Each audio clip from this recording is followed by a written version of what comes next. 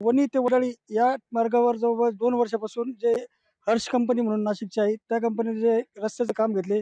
एक एक हे गेल्या 2 वर्षापासून संथ गतीने हे जे काम चालू असल्यामुळे या रस्त्यावर बहुतेक प्रमाणावर नागरिकांचा ॲक्सिडेंट होत असून काही लोक मृत्युमुखी देखील पडल्याची घटना येत्या काही दिवसात घडली. तर या ठिकाणी आपल्याशी बोलण्यासाठी वणी ते वडाळी गावामधले जे नागरिक आहे, शेतकरी आहे, हे आपल्याशी बोलण्यासाठी आपण त्यांच्याकडून जाणून घेऊ.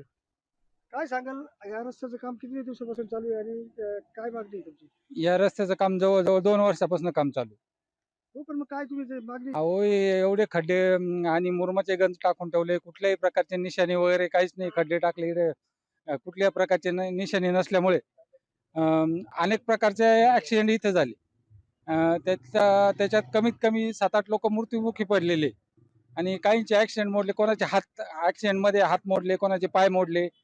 त्याच्यानंतर हार्स या कंपनीनं 2 वर्षापासून काम लावलंय.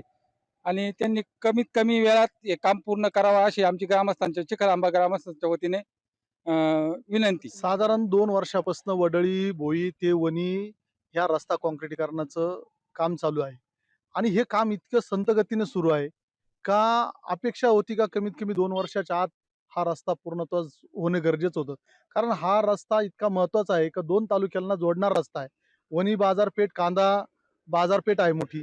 ह्या चांदोड तालुक्यातून काही देवळ्या भागातून ह्या रस्त्याने नेहमीच सतत सर्व शेतकरी बांधवांचा माल वाहतूक ही होत असते. जे नाशिकचे जे काही कोणी कॉन्ट्रॅक्टर असेल, त्यांनी त्वरित त्या कामाची पूर्ण करावे अशी या नागरिकांची व शेतकऱ्यांची भावना निर्माण झाली. जय महाराजसाठी संतोष खता, नाशिक, चांदवड.